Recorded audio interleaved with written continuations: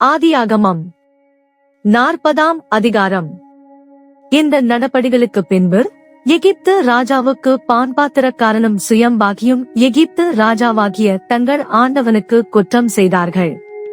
பார்வோன் தன் பான்பாத்திரக்காரரின் தலைவனும் சுயம்பாகிகளின் தலைவனும் ஆகிய இவ்விரண்டு பிரதானிகள் மேலும் கடுங்கோபங்கொண்டு அவர்களை யோசேப்பு வைக்கப்பட்டிருந்த இடமும் தலையாரிகளின் அதிபதியின் வீடுமாகிய சிறைச்சாலையிலே காவல் பண்ணுவித்தான். தலையாரிகளின் அதிபதி அவர்களை விசாரிக்கும்படி யோசேப்பின் வசத்தில் ஒப்புவித்தான். அவன் அவர்களை விசாரித்து வந்தான். அவர்கள் அநேக நாள் காவலில் இருந்தார்கள். எகிப்து ராஜாவுக்கு பான்பாத்திரக்காரனும் சுயம்பாகியுமாகிய அவ்விரண்டு பேரும் சிறைச்சாலையில் இருக்கும்போது ஒரே ராத்திரியிலே வெவ்வேறு பொருள் கொண்ட சொப்பனம் கண்டார்கள். காலமே யோசேப்பு அவர்களிடத்தில் போய் அவர்களை பார்க்கும்போது அவர்கள் கலங்கியிருந்தார்கள். அப்பொழுது அவன் தன் எஜமானுடைய வீட்டில் தன்னோடே காவல் பண்ணப்பட்டிருந்த பார்வோனுடைய பிரதானிகளை நோக்கி, உங்கள் முகங்கள் இன்று துக்கமாயிருக்கிறது என்ன என்று கேட்டான். அதற்கு அவர்கள், சொப்பனம் கண்டோம், அதற்கு அர்த்தம் சொல்லுகிறவன் ஒருவனும் இல்லை என்றார்கள். அதற்கு யோசேப்பு, சொப்பனத்துக்கு அர்த்தம் சொல்லுதல் தேவனுக்குரியதல்லா? அவைகளை என்னிடத்தில் சொல்லுங்கள் என்றான்.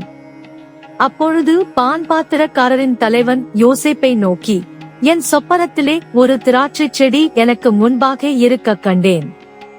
அந்த திராட்சை செடியிலே 3 கொடிகள் இருந்தது. அது துளிர்க்கிறதாயிருந்தது. அதில் பூக்கள் மலர்ந்திருந்தது. அதன் குலைகள் பழுத்த பழங்களாயிருந்தது. பார்வோனுடைய பாத்திரம் என் கையிலே இருந்தது. நான் அந்த பழங்களை பறித்து அவைகளை பார்வோனுடைய பாத்திரத்தில் பிழிந்து அந்த பாத்திரத்தை பார்வோனுடைய கையிலே கொடுத்தேன் என்று தன் சொப்பனத்தை சொன்னான். அதற்கு யோசேப்பு, அந்த 3 கொடிகளும் 3 நாளாம். 3 நாளைக்குள்ளே பார்வோன் உன் தலையை உயர்த்தி உன்னை மறுபடியும் உன் நிலையிலே நிறுத்துவார். முன்னே அவருக்கு பானம் கொடுத்து வந்த வழக்கத்தின்படி பார்வோனின் பாத்திரத்தை அவர் கையிலே கொடுப்பாய். இதுதான் அதன் அர்த்தம் என்று சொன்னதும் அன்றி, நீ வாழ்வடைந்திருக்கும் போது என்னை நினைத்து என் மேல் தயவு வைத்து என் காரியத்தை பார்வோனுக்கு அறிவித்து இந்த இடத்திலிருந்து என்னை விடுதலையாக்க வேண்டும். நான் எபிரேயருடைய தேசத்திலிருந்து களவாய் கொண்டு வரப்பட்டேன். என்னை இந்த காவல் கிடங்கில் வைக்கும்படிக்கும் நான் இவ்விடத்தில் ஒன்றும் செய்யவில்லை என்றும் சொன்னான்.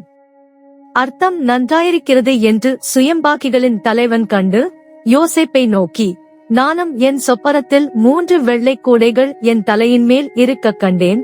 மேற்கூடையிலே பார்வோனுக்காக சமைக்கப்பட்ட சகலவித பலகாரங்களிலும் கொஞ்சம் கொஞ்சம் இருந்தது.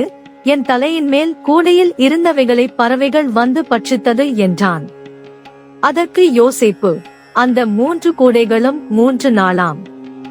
இன்னும் 3 நாளைக்குள்ளே பார்வோன் உன் தலையை உயர்த்தி உன்னை மரத்திலே தூக்கி போடுவார்.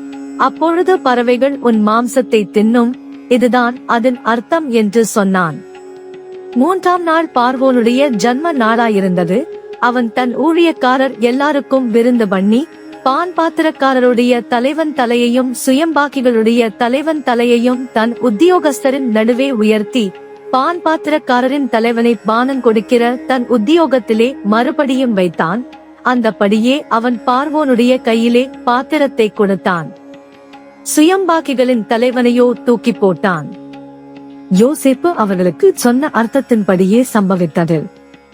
ஆனாலும் பான்பாத்திரக்காரரின் தலைவன் யோசேப்பை நினையாமல் அவனை மறந்துவிட்டான்.